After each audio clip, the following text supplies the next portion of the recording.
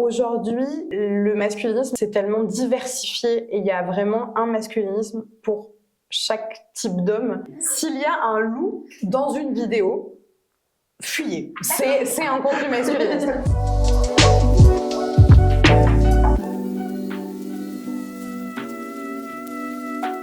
Bonjour Folie. Salut. Est-ce que du coup tu peux commencer par me faire une petite présentation de toi? Donc je m'appelle Pauline Ferrari, j'ai 28 ans, je suis journaliste indépendante depuis 2019 et je suis spécialisée sur à la fois les nouvelles technologies, les questions de genre et de société. Et il n'y a pas longtemps, j'ai écrit un livre qui est juste ici, je crois, qui est une enquête qui s'appelle « Former à la haine des femmes, comment les masculinistes infiltrent les réseaux sociaux » et qui est sorti en novembre 2023 chez Lattès. Merci. Est-ce que tu pourrais nous décrire le masculinisme? Qu'est-ce que c'est? Où s'est fait son apparition? Qu'est-ce qui peut être différent par rapport à aujourd'hui ou à avant? Je vais commencer par une définition de sociologue et après je le ferai un peu plus simplement. Mais en gros, selon les sociologues Francis Dupuy-Derry, Christine Barr et Mélissa Blais, le masculinisme c'est une branche de la pensée antiféministe. La pensée antiféministe, donc c'est tous les types de pensées qui visent à s'opposer au mouvement féministe. Le masculinisme en est une de ces branches. Moi, je le définirais en allant un peu plus loin, en me disant qu'en gros, c'est la mise en pratique de la pensée antiféministe. On ne fait pas juste penser que le féminisme a tort et que c'est mauvais pour la société, on agit en fonction de ça. Ce qui fait que le masculinisme, c'est un mouvement social, c'est un mouvement politique qui vise à une domination des hommes sur les femmes et à revenir à un espèce d'ordre patriarcal qui est pas si ancien et qui existe toujours, mais on va dire avec des rôles de genre très traditionnels. Fun fact, mais les premiers masculinistes, c'était des hommes féministes. C'est un peu l'histoire marrante, c'est qu'en gros, la sociologue Mélissa Blais, elle dit que dans les années 70, au moment du féminisme de ce qu'on appelait la seconde vague, donc autour des questions liées à l'IVG, à la contraception, aux droits civils et politiques, les mecs des féministes, leurs potes, enfin les hommes un peu de ces militantes-là, disent bah attendez, vous vous réunissez en non-mixité, donc entre vous, et nous on est censé faire quoi? Et bah, les féministes leur ont dit bah, faites comme nous, réunissez-vous entre hommes, entre vous, et parlez de comment vous pouvez peut-être aider à la cause. Et donc ils ont fait ça. Ça s'est pas très bien passé. Et mince alors. Et en fait, il y a un peu il y a un peu de deux mouvements qui ont émergé de ces groupes de parole. D'une part, un mouvement qui dit, de la même manière que Simone de Beauvoir dit, on ne naît pas femme, on le devient. Il y a une partie de ces hommes-là qui ont dit, on ne naît pas homme, on le devient. Et en fait, la masculinité, c'est quelque chose de socialement construit, lié à notre environnement et tout. Et il y a une autre branche qui est une branche, on va dire, biologisante, qui dit on est homme avec des caractéristiques hommes innés et donc eux dans leur idée on est homme avec cette volonté de pouvoir, de domination, de puissance, de virilité. Et donc forcément ce dernier mouvement là s'est embrouillé avec tout le monde et sont devenus les masculinistes tels qu'on le connaît aujourd'hui, puisque c'est des hommes qui sont persuadés que la masculinité est quelque chose qui est lié à sa nature, à son essence biologique. Et donc, il faut combattre le féminisme parce que le féminisme perturberait cet équilibre biologique entre les sexes et entre les genres. Mais on remarque que le masculinisme, il s'ancre principalement en ligne à partir des années 90. D'un côté, dans les années 90, le féminisme s'institutionnalise, c'est-à-dire qu'on commence à avoir des porte-paroles, des militantes et également des ministres sur la question des droits des femmes dans la plupart des gouvernements occidentaux dans les années 90. On a la conférence de Beijing en 95 et tout. Et de l'autre côté, c'est un peu la démocratisation d'Internet, des forums, des premières formes de réseaux sociaux. Et donc du coup, les deux ensemble, les masculinistes se disent « Oh, les féministes sont en train de prendre le pouvoir partout ».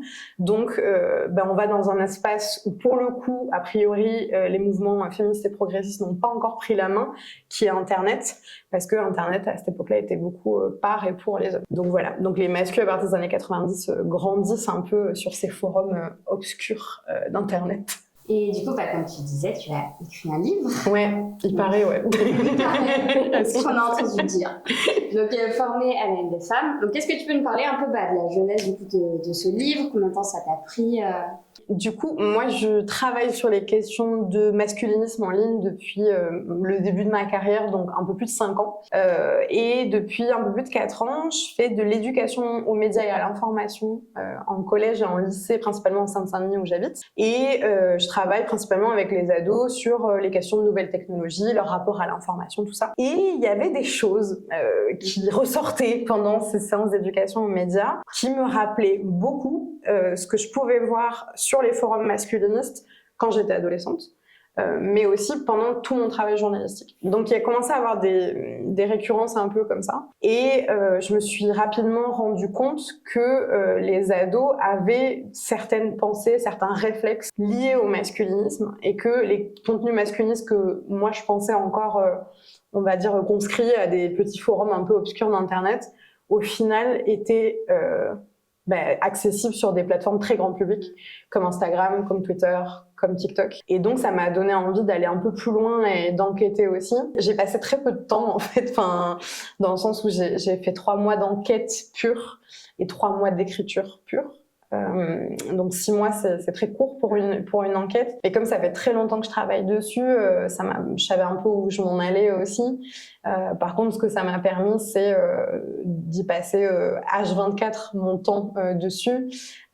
J'ai pu aller au Québec pour rencontrer aussi des survivants d'attentats. Mais ouais, j'ai bouffé du contenu mascu pendant 3 mois, voire un peu plus H24. Très bon pour la santé mentale, vraiment, c'est super. Et il a été reçu comment, du coup, le bouquin Plutôt bien. Moi, j'avais très peur que ça devienne un livre par et pour les journalistes ou par et pour les militants, militantes. Ce qu'il est un peu, parce que c'est un sujet qui est encore assez niche, ou en tout cas peu considéré par l'ensemble de la population. Tout le monde ne sait pas ce qu'est le masculinisme, tout le monde n'a pas le même rapport aussi à ce qu'est le numérique et aux dangers du numérique. Et par contre, comme ça touche un sujet qui est assez essentiel, c'est-à-dire les jeunes, comment les jeunes peuvent devenir ou non misogynes, en fait, quelques mois après que le livre soit paru, il y a eu le nouveau rapport du Haut Conseil à l'égalité en janvier 2024 qui a donné des chiffres absolument effroyables sur la misogynie chez les plus jeunes. Et en fait, à ce moment-là, on m'a rappelé en me disant ah, mais ce que vous dites dans votre enquête, c'est vrai. Oui, ça fait quelques années que je travaille dessus. Mais il y a eu un peu un retour là-dessus. Depuis qu'il est sorti, j'ai beaucoup de retours de la part de professeurs, de la part d'adultes qui travaillent avec des jeunes, de parents aussi qui essayent de le faire lire à leur ado, ou en tout cas des gens qui sont un peu concernés par ces questions-là et qui ont envie de les porter aussi dans leur environnement familial ou professionnel. Et en fait, les réactions que j'ai, c'est assez étrange qu'on va en reparler, mais beaucoup de gens me disent qu'ils ont dû s'arrêter pendant la lecture parce que c'était dur à lire, parce que c'était violent. Pas mes propos à moi, mais les propos que je retranscris, que ça les avait heurtés, que c'était pas une lecture facile, quoi. Et c'est pas un retour auquel je m'attendais. Je m'attendais à plein de choses, mais pas du tout à ça. Et ça me fait penser à un moment dans ton livre, tu parles du fait que tu es en train de discuter dans un café avec un ancien masculiniste. Tu as dit je m'attendais à du trash, je m'attendais à des propos violents. Oui. Tu n'as pas eu ça, tu as plutôt eu des discours plutôt lissés qui étaient en soi un petit peu violents, mais tu t'attendais à pire. Et tu as utilisé le terme « j'ai été désensibilisée à cette violence-là et je me fais retourner le cerveau par ma propre enquête ». Comment faire quand on se retrouve dans cet espace où tu te fais vacciner finalement? Comment tu fais pour avoir les idées en place? Déjà, je pense que la grande chance que j'ai eue, c'est pendant tout le temps où j'ai fait cette enquête, j'avais des gens autour de moi qui, contrairement à moi, ne mangeaient pas masculinisme, ne dormaient pas masculinisme, qui la plupart du temps soit ne connaissaient pas ou en tout cas n'avaient pas le même intérêt que moi. Et ça, je pense que ça m'a sauvée en fait, parce que forcément quand on raconte certaines scènes, on relate certains propos à des proches, à des amis, à sa famille, à ses partenaires, etc. D'avoir des réactions un peu en mode « Waouh, mais c'est hyper hardcore ce que cette personne, elle t'a dit ». Et toi de dire « Bah non, ça va ». On voit un peu le décalage. Et donc ça qui m'a beaucoup aidée aussi, c'est d'avoir des gens autour de moi qui ont été capables de me dire « Là, peut-être que tu plonges ». aussi toi-même. Et je suis contente au final d'avoir réalisé ça au cours de l'enquête et pas à la fin de l'enquête. Là, avec du recul, je me dis, en fait, si personne me l'avait dit ou si moi-même j'avais pas eu cette prise de conscience, je pense que cette enquête, elle m'aurait encore plus fait de mal. Plonger dans ces milieux-là, quand on est une femme queer, quand on est féministe, quand on a un petit frère qui est mon cas, et donc forcément on pense à lui, on s'inquiète pour lui. Ce livre, il est un peu pour lui aussi, quoi. Et quand il y a tout ça, on peut pas rester insensible. C'est pas un sujet qu'on peut prendre de manière objective et froide. Forcément, ça nous atteint parce qu'on parle quand même d'hommes qui détestent les femmes au point de vouloir les tuer. Moi, je me suis posé beaucoup de questions aussi, de me dire mais est-ce que je fais vraiment ça? Pourquoi je fais ça? Pourquoi je vais interroger ce mec-là? Est-ce que je veux me faire du mal? Enfin, il y a eu plein de questionnements là-dessus. Mais en effet, ça m'a un peu désensibilisée à la violence et c'est quelque chose que j'essaye de réfléchir parce que je pense que c'est pas sain d'être désensibilisé à la violence de la même manière que eux le sont aussi, désensibilisés. D'une part, c'est quelque chose qui nous rapproche, malheureusement. Et d'autre part, c'est plus on est désensibilisé à la violence, plus forcément nos propos, nos actes, notre niveau de sensibilité va aller vers du plus polarisé, du plus extrême, etc. Et en fait, je veux pas à devoir m'émouvoir que sur du trash ou des trucs hardcore, mais aussi sur du sexisme ordinaire, sur, comme tu disais, des réflexions qui sont parfois très lisses, mais qu'on a tellement intériorisées aussi, où on se dit ouais, c'est comme ça, sexiste, mais ça va, quoi. Enfin, il y a un peu ce truc-là aussi, et je pense que c'est important d'arriver à se rendre compte de ça.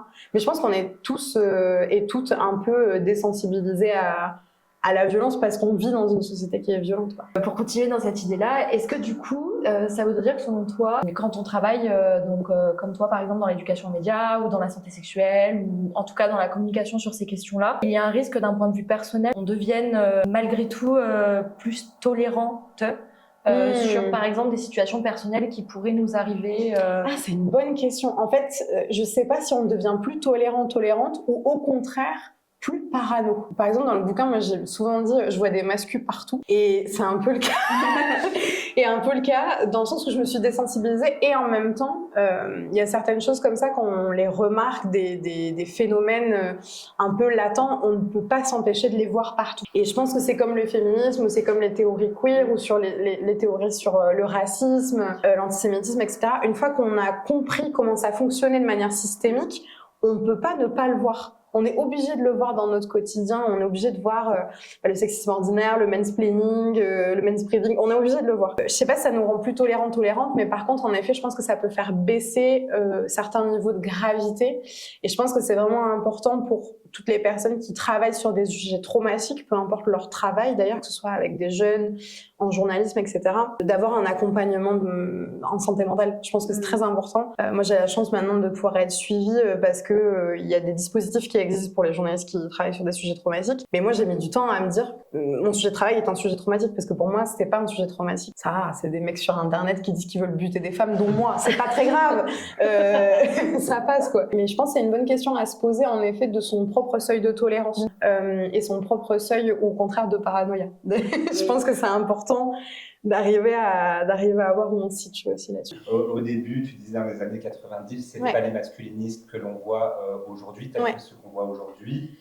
Du coup, est-ce qu'il y a un profil type pour toi aujourd'hui du mascu, ou est-ce qu'on peut être mascu sans même masculiniste sans même le savoir? Je vais commencer par là. Oui, je pense qu'on peut être mascu sans le savoir, parce que je pense que c'est une façon de penser qui s'est tellement banalisée et infiltrée dans plein de pans de la société que pour certaines personnes, c'est juste ça va, c'est un comportement masculin et c'est pas un comportement masculiniste. Après, sur les profils types de masculinistes, tu m'aurais posé cette question il y a genre 10 ans, je t'aurais répondu que le masculiniste type, c'est un jeune mec blanc, cis-hétéro, plutôt de classe moyenne, voire de classe privilégiée, et qui vit des formes de difficultés de socialisation ou de difficultés d'accès à certains cercles sociaux ou professionnels. Ça peut être pas de réussite dans les études, ou en tout cas des difficultés à trouver du travail, à se faire des amis. Cette image un peu qu'on a caricaturelle, mais du nerd en fait dans les films américains qui reste dans sa chambre à jouer aux jeux vidéo. Il y a 10 ans, on pouvait à peu près tracer ce profil-là. Aujourd'hui,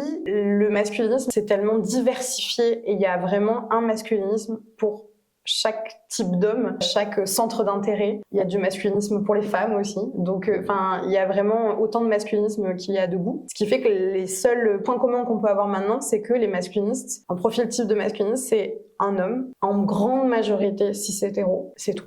Après, ça traverse toutes les classes sociales, toutes les couleurs de peau, toutes les religions aussi. On a du masculinisme chrétien, on a du masculinisme spécialisé sur les questions de l'islam, sur des questions masculins sacrés, ésotérisme par exemple, qui est une autre forme de spiritualité et de religion. Enfin, maintenant, il y a autant de masculinisme que d'hommes, et il y a surtout des courants en fait un peu différents. Certains sont plus tournés vers le business, tout ce qui est un peu entrepreneuriat, tout ça, d'autres plus vers la musculation, d'autres plus vers les secteurs du jeu vidéo par exemple, d'autres les coachs en séduction. Enfin, du coup, c'est une palette entière qui regroupe à l'intérieur plein d'hommes très différents. Donc tout se mélange, et moins on a de profils types, plus c'est difficile aussi de les repérer, de les qualifier, de les quantifier aussi. Et c'est ça aussi le problème, c'est que comme c'est majoritairement en ligne, on a beaucoup de mal à savoir combien ils sont. La dernière étude qui a été faite, elle date de 2018, et c'est sur certains forums Reddit anglophones, donc c'est quand même restreint. Ce chercheur-là, lui, il compte jusqu'à 1 million de personnes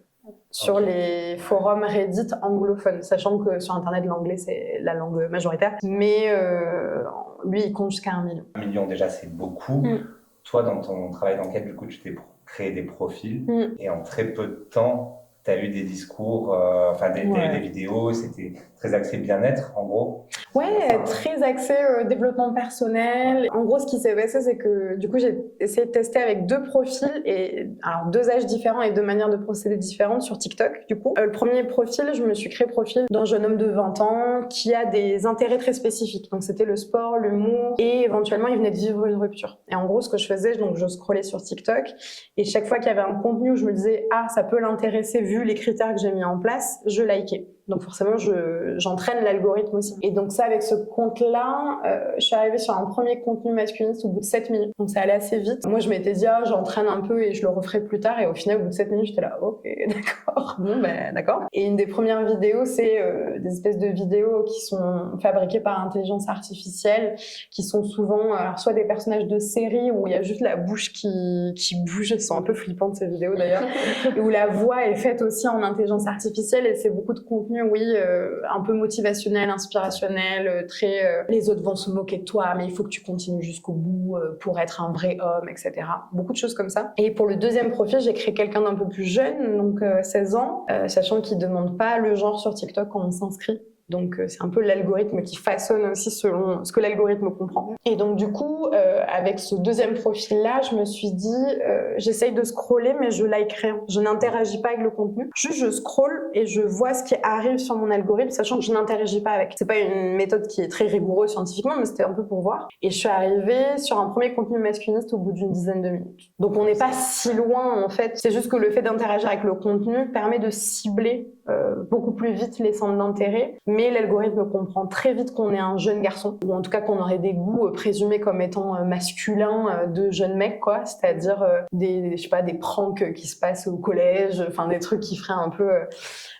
petit mec, quoi. Ça, là-dessus, ça va très très vite. Et une fois qu'on a commencé à regarder 1 ou 2 vidéos comme ça, l'algo, c'est quasiment que ça. Et c'est souvent les premières vidéos, c'est beaucoup des vidéos en effet développement personnel, fabriquées à partir d'intelligence artificielle, donc des vidéos très courtes, ou alors ça va être des extraits de films ou de séries avec des phrases pareilles un peu motivationnelles. Et après, on commence à arriver vers les coachs en séduction ou des vidéos face caméra d'hommes qui vont expliquer alors soit comment se faire beaucoup d'argent très rapidement, très facilement, comment draguer des 11 sur 10, pécho des meufs vraiment au top niveau, comment retrouver son masculin sacré, comment avoir confiance en soi, comment prendre de la masse à la salle, etc.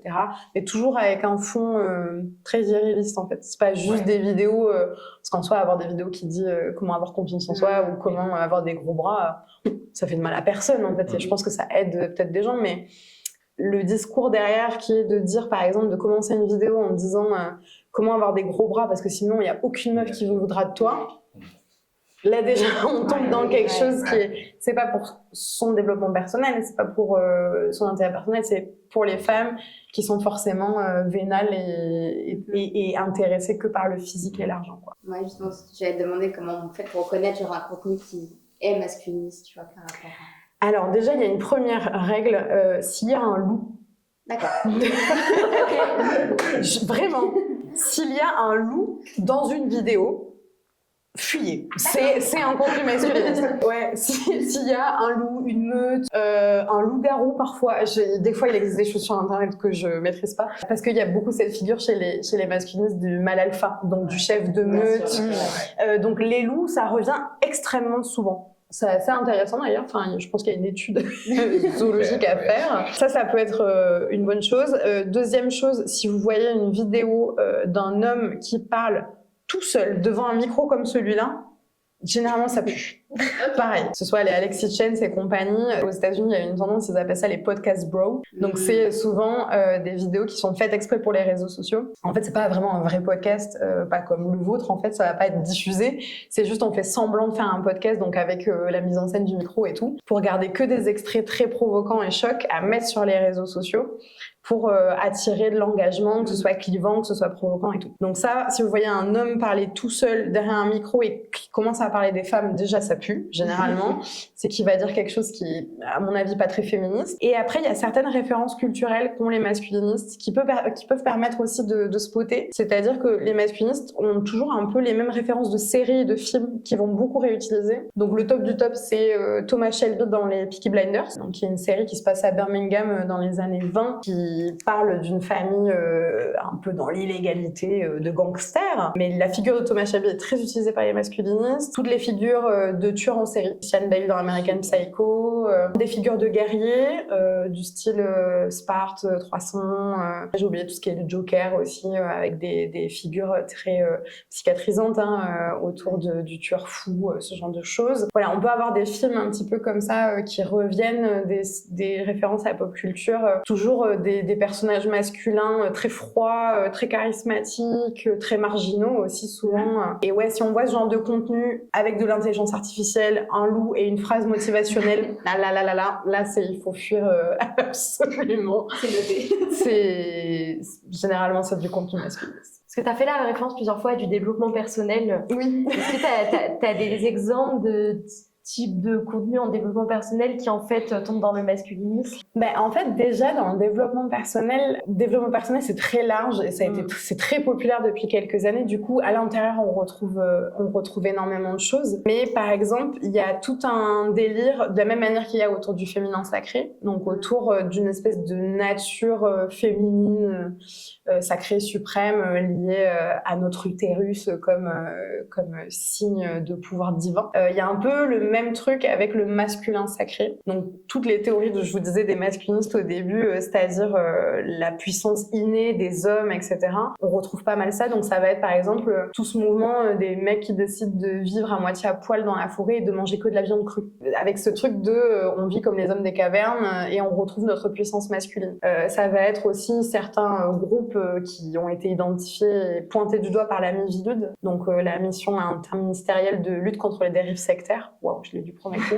J'étais pas sûre de l'avoir. Qui pointe par exemple certains groupes qui organisent des stages, notamment des stages où en fait il y a des pratiques qui sont proches de la barbarie et de la torture. Où on va laisser des hommes complètement nus, sans téléphone, ni argent, ni rien du tout, dans une forêt pour voir comment ils se débrouillent, où ils vont aller pousser des voitures tous ensemble tout nus parce qu'apparemment c'est là dont la masculinité vient. Voilà, donc ça peut faire partie un peu de la partie spiritualité, guerrière, ésotérisme.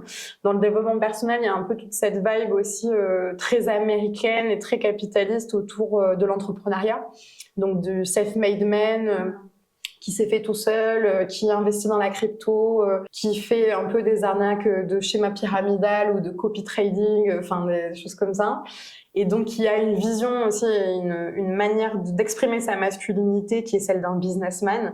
c'est un peu le même bonjour à toi, cher entrepreneur. Enfin voilà, c'est un peu toute cette vision mascu-cravate, moi j'appelle ça, mais avec un truc très développement personnel dans le sens où c'est le mental qui compte. Et enfin, la troisième branche qui est un peu liée à cette deuxième branche, c'est un peu les mascu-fitness, mascu-muscu, où on retrouve en fait une forme de virilité, une forme de domination et de puissance à travers le développement du corps, quitte à ce que ce corps soit modifié par de la prise de stéroïdes, par des régimes alimentaires très restrictifs, par la chirurgie esthétique aussi, et par le fait de faire du sport de manière limite obsessionnelle, avec cette idée de vraiment de domination physique. Donc dans le développement personnel, il y a plein de choses, mais comme c'est des contenus qui sont super populaires sur Internet, en fait ça peut être aussi une porte d'entrée, parce que le développement personnel, il y a tellement de contenu et ça arrive très vite sur nos fils d'actualité, même si on n'est pas forcément très sensible, et ça traite de problématiques tellement, vraiment commune à chacun, chacune d'entre nous, c'est-à-dire surtout quand on est ado, est-ce que je vais réussir ma vie, comment est-ce que je peux avoir confiance en moi, qu'est-ce que je veux faire dans la vie, comment je peux être plus beau ou plus belle. Forcément, c'est des choses qui nous touchent, et forcément, quand ça arrive sur notre fil d'actu, on a un peu envie de regarder, parce que c'est des gens qui promettent aussi des recettes miracles, qui promettent des choses que... en 2 semaines, tu fais ça et tu vas devenir le supra beau gosse de la cour de récré. Bien sûr qu'on a envie d'y croire, quoi. Donc du coup, là, on voit que ce sont des vidéos très génériques, enfin des thématiques très déjà diversifiées. C'est pas une vidéo qui va tout de suite te demander très frontalement si tu veux devenir un mascu. Est-ce que tu penses que les réseaux sociaux et l'algorithme des réseaux sociaux favorise ce type de contenu? Est-ce que tu sais s'il y a une modération qui est faite par rapport à ça? Moi, ce que j'ai pu observer et les médias que j'ai pu voir et puis les plateformes à qui j'ai pu discuter, donc Instagram et TikTok, elles se targuent de faire de la modération, et notamment ce qu'on appelle de la modération préventive, c'est-à-dire avant même que les contenus puissent être visionnés par des utilisateurs, utilisatrices. Le truc, c'est qu'il y a eu beaucoup d'enquêtes journalistiques qui ont été faites, et en fait, ce qu'on se rend compte, c'est que les contenus clivants, provoquants, violents sont beaucoup plus mis en avant que les contenus, on va dire, plus nuancés, plus neutres, plus les vidéos de petits chats, quoi. Parce qu'en fait, ces contenus très provocants, très clivants, et donc notamment les contenus masculinistes, sont des contenus qui amènent énormément d'engagement. C'est-à-dire, soit on les adore, soit on les déteste, mais dans tous les cas, on va avoir envie de liker, de commenter, de partager, de faire un collage sur TikTok, de s'insurger. Et donc forcément, ça atteint beaucoup ces vidéos-là qui gagnent en like, en vues, en commentaires. Et donc, plus elles gagnent en like et en popularité, plus elles remontent dans l'algorithme, puisque l'algorithme, c'est un programme informatique, il considère que plus la vidéo est vue et où il y a de l'engagement, forcément, c'est que c'est une vidéo qui doit intéresser les gens. Donc on va leur montrer de plus en plus. Ce qu'il faut comprendre aussi, c'est que les plateformes de réseaux sociaux restent des entreprises capitalistes qui veulent se faire de l'argent, et donc elles n'ont aucun intérêt à modérer des contenus qui leur font gagner de l'argent. Et donc, comme les vidéos les plus populaires, c'est pas des vidéos féministes, c'est pas des vidéos éducatives, c'est pas des vidéos hyper nuancées qui vous expliquent point par point, j'en sais rien, l'histoire de France. C'est des vidéos courtes, conscrites, où les gens crient, où les gens disent des choses parfois horribles. Et bien forcément, il y a aucun intérêt à les modérer, parce que ça leur ferait perdre de l'argent. D'autant plus qu'il ne faut pas oublier que la plupart des plateformes sont américaines ou chinoises, et qui donc ont une vision aussi de la sexualité, du féminisme, de la masculinité, qui est propre aussi culturellement. Les États-Unis étant un pays très puritain, par exemple. Donc ça explique pourquoi dans la plupart des règles d'utilisation de ces plateformes, la nudité est interdite, la mention de certains mots, de la sexualité est interdite, etc. Donc oui, les algorithmes poussent ces contenus-là, parce qu'ils sont populaires. Et donc, à la fois, les plateformes sont responsables parce qu'elles ne modèrent pas. Et de l'autre côté, les influenceurs masculins ont très bien compris comment les plateformes fonctionnaient, comment ils pouvaient arriver à, on va dire, passer entre les mailles du filet des possibles règles et contraintes pour noyer le public de contenu.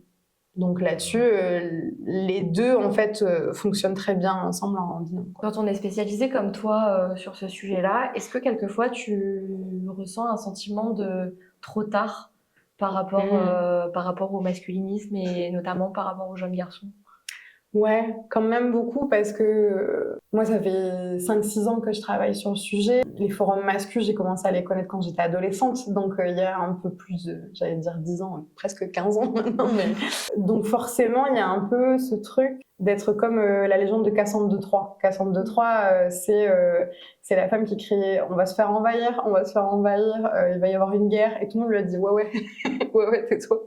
Et finalement, c'est vraiment arrivé. Ouais, sur le masculinisme, notamment quand on est journaliste ou quand on est citoyenne comme vous et moi, il y a aussi ce truc de... On est assez impuissant face à des multinationales du numérique, face à quelque chose d'aussi systémique que le sexisme, que la misogynie, que toutes les formes de discrimination. Donc il y a un peu cette question de individuellement à mon échelle, qu'est-ce que je peux faire? Et en même temps, quand je fais de l'éducation aux médias, je vois que des fois je sème des graines. Je vais pas dire que quand j'arrive dans des classes, quand ils sortent d'une séance avec moi, c'est les plus grands féministes du monde, ce serait faux de dire ça.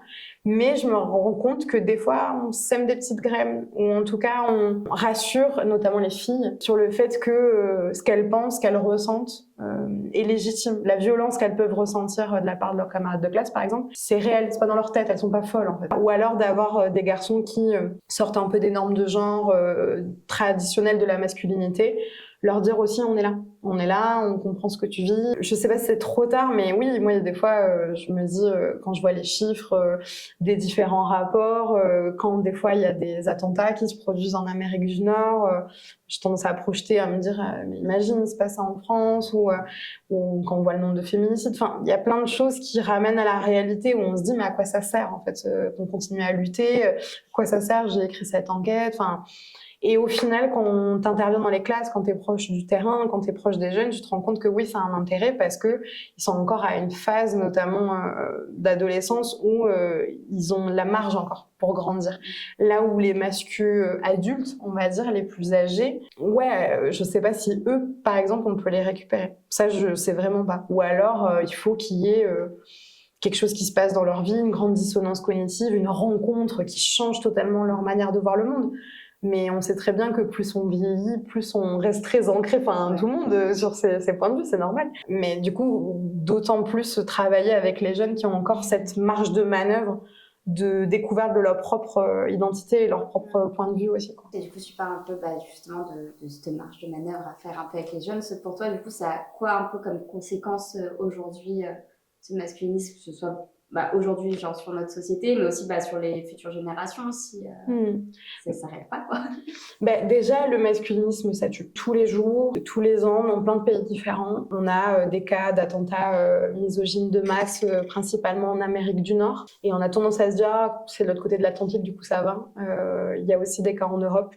Il y a aussi des cas en France, notamment le féminicide d'une jeune fille qui s'appelait Mélanie, en janvier 2020, qui a été tuée par un coach en séduction qui s'appelle Michael Filetas, qui est en prison aujourd'hui, mais qui a fait appel de sa décision parce que pour lui, il est dans son bon droit de la tuer de 80 coups de couteau. Et cet homme-là, coach en séduction, a encore une chaîne YouTube qui est encore en ligne, où la dernière vidéo a plus de 12 000 vues, où il y a des commentaires du style « Ah, Michael, on a trop hâte que tu sortes de prison pour que tu continues à nous donner des conseils ». Ça, c'est un exemple très concret de ce que le masculinisme fait, c'est-à-dire qu'il donne de la légitimité et autorise, légitime la violence masculine envers les femmes, envers les personnes LGBTQIA+, et envers toutes les personnes que ces hommes-là ne vont pas considérer comme des vrais hommes.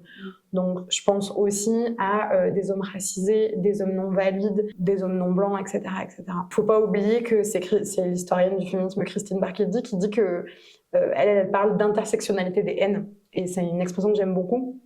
Parce que sur les droits des femmes, j'ai l'impression qu'on est toujours un peu en mode « Ah, ça concerne, c'est un combat de bonnes femmes, quoi ». Alors qu'il ne faut pas oublier que le masculinisme, ça a un impact en effet sur les droits des femmes, en effet sur le droit des personnes LGBT, mais ça a aussi un impact sur toutes les autres personnes dans cette société qui ne correspondent pas à ce modèle de mec blanc, cis, hétéro, avec du pouvoir et des privilèges. Et puis surtout, le masculinisme, ça affecte les jeunes garçons eux-mêmes. Parce que il suffit de passer un peu de temps sur des forums masculins, de regarder ces contenus-là. Moi, je trouve qu'il y a une forme de tristesse vraiment là-dedans, et je pense que les jeunes garçons qui adhèrent à cette théorie masculiniste, en premier, vivent une souffrance.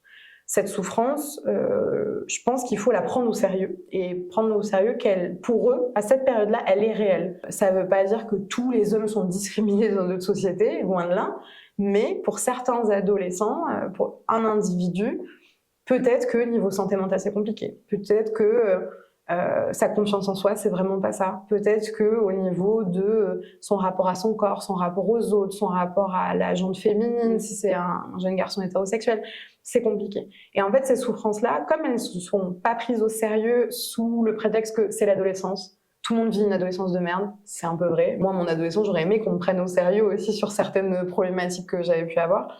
Et en fait, qu'on ne peut pas se confier à sa famille, qu'on ne peut pas se confier à l'école, qu'on ne peut pas se confier à ses potes, ben on se tourne vers Internet, ça paraît absolument logique.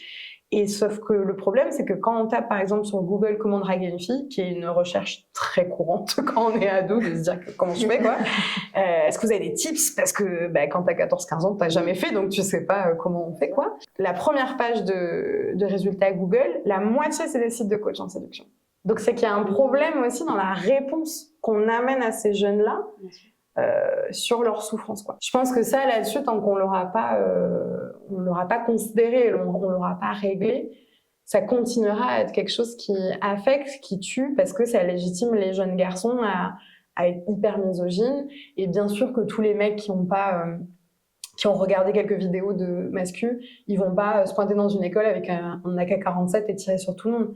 Mais peut-être qu'ils vont se sentir légitimes à mettre une main aux fesses à une collègue, à insulter une prof, à cyberharceler une meuf en ligne, à forcer leur copine à des actes sexuels non consentis. Il n'y a pas que les fusillades de masse, c'est un peu le truc qui fait peur et qui est gros, mais il y a aussi la question des violences sexuelles, des violences conjugales et la question des féminicides aussi. Ça fait un petit peu écho avec le dernier rapport, la HCE, où on est quand même dans une société où il y a de plus en plus d'actions et un mouvement féministe quand même qui est là. Hein. Ouais. Et à l'inverse, on a une montée en puissance des VSS, des actes sexistes, du masculinisme. Enfin, est-ce que c'est à cause, je vais aller dedans, à cause d'Internet et à cause de toutes ces vidéos que l'on peut voir qu'il y a cette montée en puissance du masculinisme et de tous ces actes, ou est-ce qu'on arrive à pointer du doigt quelque chose là? En fait, je pense que le masculinisme, c'est la misogynie ordinaire poussée à son curseur maximum. Moi, je l'interprète comme ça. C'est-à-dire que Internet, ça a toujours été un miroir grossissant de la vie réelle. Il n'y a pas Internet d'un côté dans une bulle et la vie réelle de l'autre. C'est pas deux bulles qui sont étanches. Il y a une continuité entre Internet et ce qu'on appelle la vraie vie. Et c'est intéressant parce qu'en fait, il y a une continuité là-dedans et surtout Internet donc est un miroir grossissant des choses qui se passent à l'extérieur. Parce que en ligne, on se met en scène, il y a des manières de s'exprimer, il y a un côté très théâtral aussi, on parle fort, on fait des mèmes, on a envie d'attirer l'attention. Donc je pense qu'il faut pas oublier ce côté-là. Aussi, en fait, ce qui se passe sur Internet n'est que la représentation de ce qui se passe dans le reste de la société hors ligne, on va dire. La misogynie, le sexisme, le racisme, les LGBT-phobies, ne sont pas nés avec les réseaux sociaux, c'est bien, bien ancien. C'est juste qu'en effet, ça met un focus. Et je pense qu'aussi, pour les décideurs politiques et pour les parents aussi peut-être, pour les profs, je pense que c'est plus simple, des fois, de se dire c'est la faute des réseaux sociaux, plutôt que d'interroger l'éducation qu'on donne aux enfants, les ressources et les moyens qu'on donne à l'éducation nationale, aux parents, aux familles, pour justement briser les stéréotypes de genre. C'est plus facile de dire c'est la faute à TokTok, cette application chinoise. Non mais c'est vrai que de se dire peut-être qu'il y a plein de choses formidables sur Internet, mais il faut que les plateformes fassent leur taf, que l'État fasse son taf. Il faut que tout le monde mette la main à la pâte aussi. Et pour ça, il faut du temps, il faut des moyens, il faut des ressources. Et pour l'instant, on n'en donne pas aux familles. Donc c'est normal qu'on se tourne vers l'idée des grands méchants réseaux sociaux. C'est plus facile en fait comme explication. On voit quand même qu'aujourd'hui, ça reste un des sujets très importants, donc l'histoire de l'éducation à la sexualité, la vie affective à l'école, dans le milieu scolaire. Donc est-ce que pour toi, ça peut être une des solutions aussi en fait pour lutter contre cette montée du masculinisme? Absolument. Moi, je suis très pour l'éducation à la vie relationnelle, affective et sexuelle parce que je pense que c'est des espaces qui sont à la fois sur le temps scolaire, donc qui oblige, entre guillemets, beaucoup d'élèves à être là. Il faut quand même pas oublier que le sujet de la sexualité reste quand même tabou. On a l'impression qu'on veut LGBTiser les masses à l'école. Donc, pour beaucoup de parents, c'est quelque chose qui reste un peu compliqué. Donc, c'est sur le temps scolaire et en même temps, on n'est pas vraiment sur un temps de cours, on n'est pas vraiment sur un temps de classe. Souvent, c'est des intervenantes extérieures. Donc, il y a un peu cette figure aussi d'adulte qu'on ne connaît pas, mais qui a un rôle tierce, qui est ni ton parent, ni ton prof, à qui tu peux parler de certaines choses aussi. Je pense que des fois, ça aide d'avoir quelqu'un qu'on ne connaît pas pour parler de certaines choses. Et puis surtout, en fait, c'est un moment où on parle de consentement, où on parle des questions liées au genre, liées à la sexualité. Et malheureusement sur Internet et dans les réseaux masculinistes, il y a énormément de fausses informations qui circulent. Par exemple sur le fait que, alors, toute cette histoire, moi j'avais déjà entendu ça quand j'étais ado, là ça revient, mais tout le truc de le vagin s'élargit en fonction du nombre de pénis qui y passent et on se retrouverait, je sais pas, avec de la slime là entre les jambes, le taux d'ocytocine, enfin on trouve plein de désinformations en ligne. Et en fait, je pense que ça peut être justement des espaces où les idées masculinistes émergent et que c'est des bons espaces pour pouvoir les traiter sans jugement, déjà. C'est-à-dire que l'idée n'est, à mon avis, pas du tout de dire aux jeunes qui disent ça tu as tort, c'est nul ce que tu penses, parce que c'est une manière de les renvoyer aussi vers le masculinisme et vers une forme de conspirationnisme. Mais justement, c'est dire pourquoi tu penses ça et de déconstruire avec eux et de semer des graines, de planter des graines, je pense, là-dessus. Donc je pense que c'est essentiel et je pense qu'il devrait y avoir beaucoup plus de sessions à la fois d'éducation à la vie relationnelle, affective et sexuelle et d'éducation aux médias, limite ensemble, parce que moi je vois à quel point c'est important, mais je peux pas parler d'éducation à la sexualité parce que c'est pas ma formation et c'est pas mon rôle, mais je vois que sur tout simplement leur expliquer comment ça fonctionne un algorithme, comment ça fonctionne les réseaux, c'est quoi la différence entre un média et un influenceur, c'est quoi la différence entre une information et une opinion. En fait, c'est une grille de lecture qui est hyper utile pour eux et on peut en discuter ensemble. Et je pense que si on faisait une triforce comme ça, biforce ensemble là, de ces séances-là, je pense que ce serait très utile pour les jeunes. Et je sais qu'en plus, de plus en plus, on prend les questions en compte de santé mentale. Et moi, c'est ce que, dans ma partie solution sur le livre, c'est quelque chose sur lequel j'insiste beaucoup parce que je pense qu'il y a vraiment un travail à faire sur la santé mentale des jeunes garçons et des hommes de manière générale. Et ça passe aussi par la déconstruction des stéréotypes de genre. Tant qu'on dira aux mecs aller voir un psy, en gros, c'est être totalement en perdition de ses moyens et donc d'être faible, ben, on ne pourra pas traiter aussi certaines causes de mal-être là-dessus, quoi. Toi, est-ce que tu vois un lien entre le traitement médiatique des violences sexistes et sexuelles, la réception qu'on peut en avoir, le masculinisme, les féminicides? Oh oui. Il y a encore un gros problème de la manière dont on traite médiatiquement les violences sexistes et sexuelles et dans la manière dont on traite aussi les féminicides. On voit encore beaucoup passer, alors surtout en presse locale, mais tous les ivres, il tue sa femme parce qu'elle a fait des grumeaux dans la pâte à crêpes. Ce genre de trucs qu'on retrouve encore dans des éditions assez récentes, alors que Libération qui met féminicide en couverture, c'était quand même il y a quelques années, c'était au début de ma carrière, donc au moins 3-4 ans. Et en fait, le fait de propager des fausses informations, en tout cas de propager une vision des violences faites aux femmes qui serait, d'une part, que ce sont elles qui l'ont provoquée, qu'il y a des mauvaises victimes, qu'il y a des bonnes et des mauvaises victimes. En gros, la bonne victime, celle qui s'est fait agresser dans une ruelle par un inconnu. La mauvaise victime, c'est celle qui avait une vie sexuelle un peu active, qui avait plusieurs partenaires, et puis c'était pendant avec son partenaire principal, etc., etc. Tant qu'on aura des imaginaires comme ça, tant qu'on n'aura pas aussi des gens sur les plateaux de télévision, des gens qui participent à des débats, alors que ça devrait pas être des débats, mais tant qu'on aura des gens qui continueront à mettre en cause la parole des victimes, tant qu'on aura un personnel politique aussi qui mettra en avant des personnes qui sont accusées de violences sexistes et sexuelles, en fait, oui, le masculinisme va continuer à se développer. Parce que le masculinisme, c'est, comme je disais, c'est la version la plus poussée à son extrême de la misogynie. Et je pense qu'en fait, pour beaucoup d'hommes et pour beaucoup de misogynes ordinaires, c'est facile de pointer du doigt le masculinisme en disant « c'est eux les vrais méchants » pour se dédouaner de leur acte. En fait, plus on pointe l'extrême, moins on balaye devant sa porte. c'est beaucoup plus facile pour eux de dire « Ah là là, ces méchants masculinistes qui n'ont pas de relations sexuelles et qui se font exploser au Canada », plutôt que de considérer que, par exemple, on a un président de la République qui dit que Gérard Depardieu est une fierté de la France. Puis on a Gérald Darmanin qui fait des références à des mêmes masculinistes sur un plateau télé, volontairement ou non. Et ça, à la limite, est-ce que c'est grave que ce soit volontairement ou non? Ça reste un appel du pied. Et pour les jeunes garçons qui vont tomber sur ce type de contenu, en fait, c'est une manière de légitimer, parce que s'ils vivent dans un monde où, en fait, la misogynie, elle est ordinaire, ce qu'ils voient en ligne, c'est juste le grade du dessus. Donc pourquoi pas aller encore plus loin, quoi. Et ça me fait penser à des moments où il y a un peu comme une crise médiatique.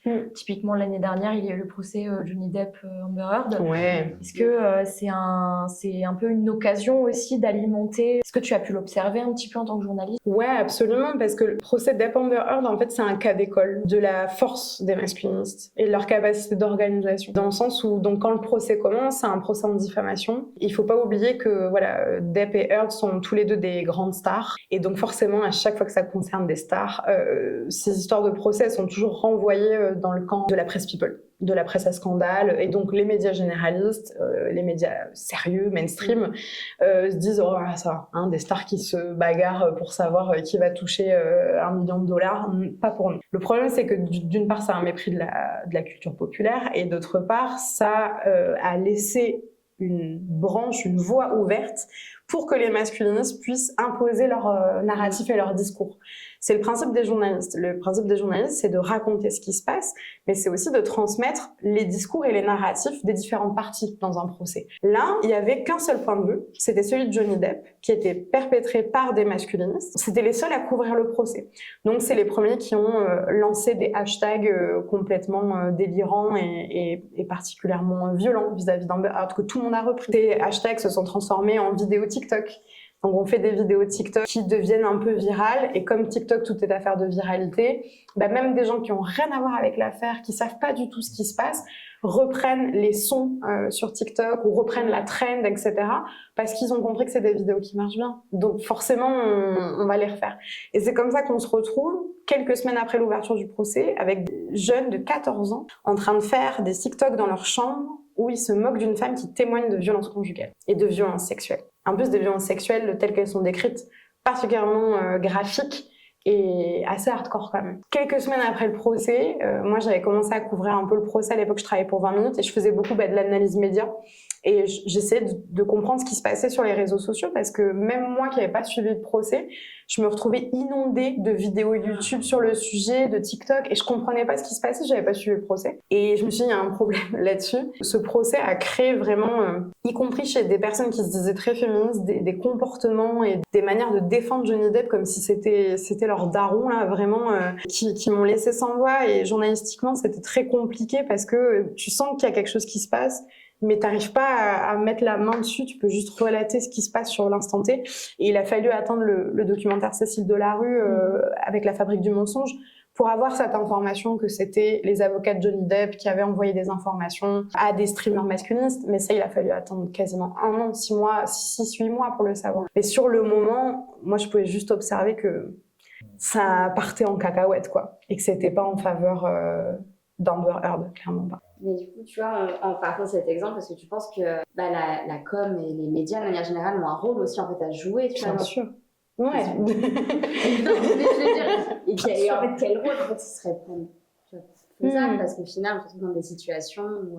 En fait, le truc, c'est que les masculinistes, leur objectif, c'est de créer une guerre de discours. On a quand même un discours médiatique qui a évolué ces dernières années, avec aussi dans le discours médiatique une polarisation. On a des médias de gauche très marqués, on a des médias d'extrême droite très marqués. Ce qui fait qu'il y a aussi une bataille du discours entre CNews et Libération, quoi. Enfin, c'est vraiment 2 salles, 2 ambiances.